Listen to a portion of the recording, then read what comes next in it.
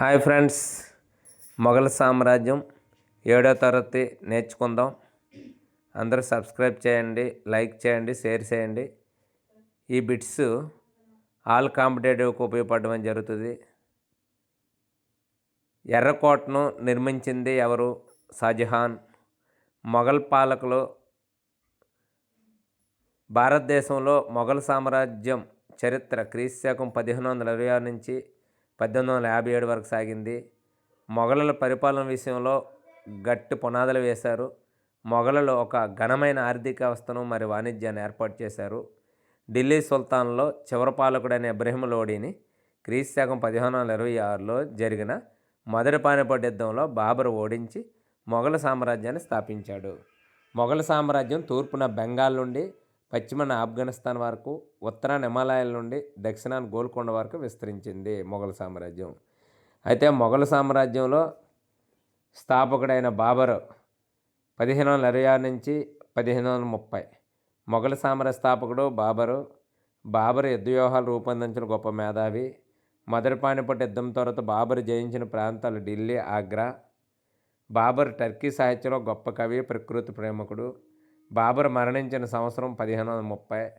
బాబర్ తండ్రి వైపు నుండి తైమూర్ వంశానికి, తల్లి వైపు నుంచి చెంగిజ్ ఖాన్ వంశానికి సంబంధించిన వాడు. మొఘలులు మంగోల్ వారసులు తమ చెంగిజ్ ఖాన్ యొక్క రెండవ కుమారుడైన చగతాయ్ పేరు మీదుగా చగతాయిడ్లు అని పిలుచుకోవడానికి ఇష్టపడేవారు. మొఘల్ అనే పదం మంగోల్ అనే పదం నుండి వచ్చింది. అయితే బాబర్ కుమారుడు హుమయూన్ క్రీస్తు 1530 నుంచి 1540 మరియు 1555 నుంచి 1556. హుమయూన్ మొఘల్ పాలకుల్లో రెండవవాడు. హుమయూన్ బాబర్ కుమారుడు. షేర్షా సూరి బీహార్ మరియు బెంగాల్లో తన అధికారాన్ని సుస్థిరతం చేసుకున్నాడు. షేర్షాకు హుమయూన్కు మధ్య జరిగిన యుద్ధాలు 1539 సౌసా యుద్ధం, 1540 కనౌజ్ యుద్ధం. షేర్షా హుమయూన్ను సౌసా యుద్ధం, కనౌజ్ యుద్ధాలు ఓడించి ఏ దేశాన్ని తరిమేశాడు? ఇరాన్లో హుమయూన్ సఫావిద్ షా సహాయం తీసుకొని అతని సహకారంతో క్రీస్తు 1555లో తిరిగి ఢిల్లీని స్వాధీనం చేసుకున్నాడు హుమయూన్ మరణించిన సంవత్సరం 1556. షేర్షా క్రీస్తు 1540 నుంచి 1545. షేర్షా సూరి ఒక ఆఫ్ఘన్ నాయకుడు. షేర్షా స్వశక్తితో అభివృద్ధి చెందాడు. హుమయూన్ను 2 సార్లు ఓడించి ఢిల్లీలో సూర్ రాజవంశాన్ని స్థాపించాడు. షేర్షా తన సామ్రాజ్యాన్ని కాబూల్ నుండి బెంగాలు మరియు మాల్వా వరకు విస్తరించాడు. షేర్షా గొప్ప యుద్ధవీరుడే కాక పరిపాలన దక్షుడు. షేర్షా 5 సంవత్సరాలు పరిపాలించాడు. షేర్షా సూరి ప్రవేశపెట్టిన సంస్కరణలు భూమి శిస్తు పద్ధతి, నూతన ద్రవ్య విధానం, తపాలా సేవలు. షేర్షా మరణించిన సంవత్సరం 1545. ఫిరంగ ప్రేలుడు కారణంగా షేర్షా మరణించాడు. షేర్షా తరువాత వారసులు అసమర్థులు కావడం వల్ల హుమయూన్ మరలా 1555లో ఢిల్లీని స్వాధీనం చేసుకున్నాడు. అక్బరు క్రీస్తు 1556 నుంచి 1605. అక్బరు తండ్రి హుమయూన్ మరణించే నాటికి అతడి వయసు 13 సంవత్సరాలు. అక్బరు చిన్నవాడు కావడం వలన అతని వ్యూహాలను చూసింది బైరం ఖాన్. అక్బరు చిన్నవాడు కావడం వల్ల అతని వ్యవహారాలు చూసింది బైరం ఖాన్. బెంగాల్ ప్రధానమంత్రి అయిన హేము ఢిల్లీని స్వాధీనం చేసుకోవాలనుకున్నాడు. అయితే క్రీస్తు 1556లో జరిగిన రెండవ పానిపట్ యుద్ధంలో అక్బర్ చేతిలో ఓటమి చెందాడు, చంపబడ్డాడు. అయితే రెండవ పానిపట్ యుద్ధం ద్వారా అక్బర్ ఢిల్లీ మరియు ఆగ్రాలో తన అధికారాన్ని సుస్థిరం చేసుకున్నాడు. అక్బర్ జయించిన ప్రాంతాలు రాజపుత్ర రాజ్యాలైన బికనీరు, జైసల్మేరు, జోధ్పూరు, చోనారు, మాల్వా, గోండ్వానా. నిజాయితీ మరియు ధైర్య సాహసాలు కలిగిన రాజపుత్ర రాజుల్లో మంచి సంబంధాలు కలిగి ఉన్నాడు అక్బరు. జైపూర్ యువరాణి జోధాబాయిని అక్బర్ వివాహం చేసుకున్నాడు. అక్బర్ రాజపుత్రులైన రాజా మాన్సింగ్, రాజా తోడర్మల్, రాజా భగవాన్ దాస్లను ఉన్నత పదవుల్లో నియమించాడు. మేవాడ్ పాలకుడు మహారాణా ప్రతాప్ తన జీవితకాలం అక్బర్ అధికారాన్ని అంగీకరించకుండా పోరాటం సాగించాడు. మహారాణా ప్రతాప్. రాజా బీర్బల్ అక్బర్ చక్రవర్తికి సన్నిహితుడు. అక్బర్ ఆస్థానంలో గొప్ప గాయకుడు మరి కవి బీర్బల్. అక్బర్ ఎవరి వల్ల ఎక్కువ ప్రభావితం అయ్యాడు? బీర్బల్.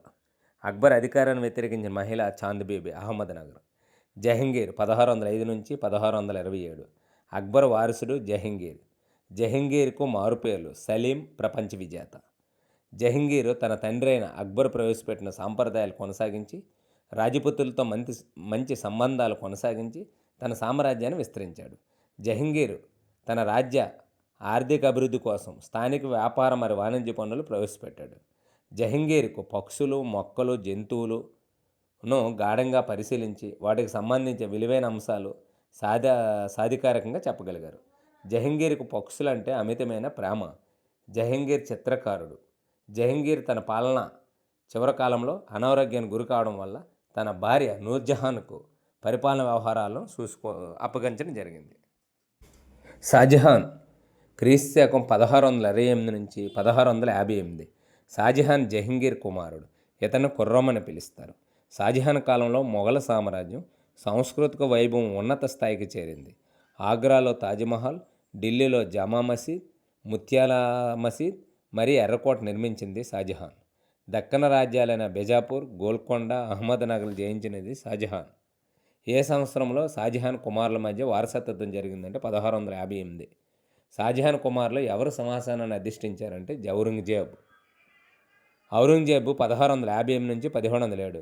షాజహాన్ చిన్న కుమారుడు ఔరంగజేబు. ముస్లిం మతాచారుల పట్ల శ్రద్ధాభక్తులు కలిగి ఉండి ఖురాన్ బోధనలకు అనుగుణంగా తన జీవితాన్ని గడిపింది ఔరంగజేబు. భారతదేశాన్ని చక్రవర్తి అయినప్పటికీ టోపీలు కొట్టడం ద్వారా సంపాదించిన డబ్బుతో తన సొంత ఖర్చులు భరించినది ఔరంగజేబు. ఔరంగజేబు పరమత సహనాన్ని పాటించకపోవడం వల్ల అస్సాము, రాజస్థాను, పంజాబు, డక్కను మొదలైన ప్రాంతాల్లో పెద్ద సంఖ్యలో తిరుగుబాట్లను ఎదుర్కొన్నాడు. ఔరంగజేబుపై తిరుగుబాటు చేసినది ఎవరెవరు? గురు తేజబహదూర్, గురు గోవింద్ సింగ్, శివాజీ. శివాజీ స్వతంత్ర మరాఠా రాజ్యాన్ని స్థాపించడంలో విజయవంతం అయ్యాడు. శివాజీ మరణం తర్వాత ఔరంగజేబు దక్కన్పై దండెత్తాడు. ఔరంగజేబు బిజాపూర్ను జయించిన సంవత్సరం 1685. ఔరంగజేబు బిజాపూర్ను ఎప్పుడు జయించారంటే 1685.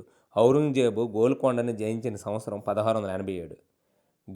బిజాపూర్ని అయితే 1685లో జయించాడు ఔరంగజేబు. గోల్కొండ అయితే 1687. రాజకీయ, సాంఘిక, ఆర్థిక జీవనం. పరిపాలన మొఘలులది కేంద్రీకృత పాలన. చక్రవర్తికి అన్ని అధికారాలు ఉండేవి. అతనికి పరిపాలనలో మంత్రిమండలి సహాయపడేది. బాబరు, హుమయూన్ పరిపాలనపై తక్కువ ప్రభావం చూపారు. వారు ఎక్కువ కాలం పరిపాలించలేదు. అక్బర్ అనేక పరిపాలన సంస్కరణలు ప్రవేశపెట్టారు.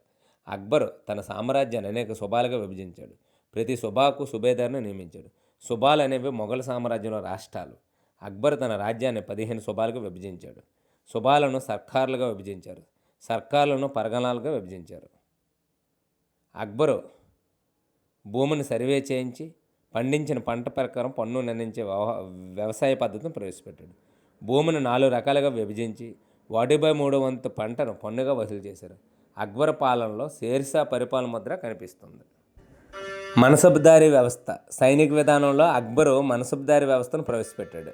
మనసబ్దారీ అనే పదము మన్సబ్ కలిగిన వ్యక్తిని సూచిస్తుంది. మన్సబ్ అంటే హోదా లేదా ర్యాంక్. మనసబ్దారిని ర్యాంకు, జీతాలు, సైనిక భత్యాలు నిర్ధారించడానికి మొఘలులు ఉపయోగించిన గ్రేడింగ్ పద్ధతి. ఎంతమంది మనసబ్దారులు ఉండేవారంటే 10 నుండి 10,000 మంది సైనికులు కలిగిన వివిధ స్థాయిలు మనసబ్దారులు ఉండేవారు. 10 నుండి 10,000 వరకు. ఇతర పాలకులతో మొఘలులకు సంబంధాలు. మొఘలులు దౌత్యంలో భాగంగా రాజపుత్ర స్త్రీలను వివాహం చేసుకున్నారు.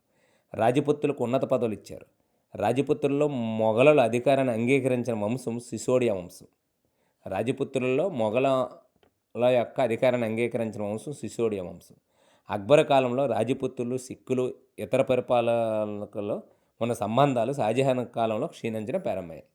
ఔరంగజేబు కాలంలో ఈ సంబంధాలు మరింత క్షీణించాయి. ఔరంగజేబు మరణానంతరం మొఘల్ సామ్రాజ్యం విచ్ఛిన్నమైంది. సాంఘిక జీవనం. మొఘల్ యొక్క సాంఘిక జీవనం. మతం. మొఘలులది సున్నీ మతస్థులు.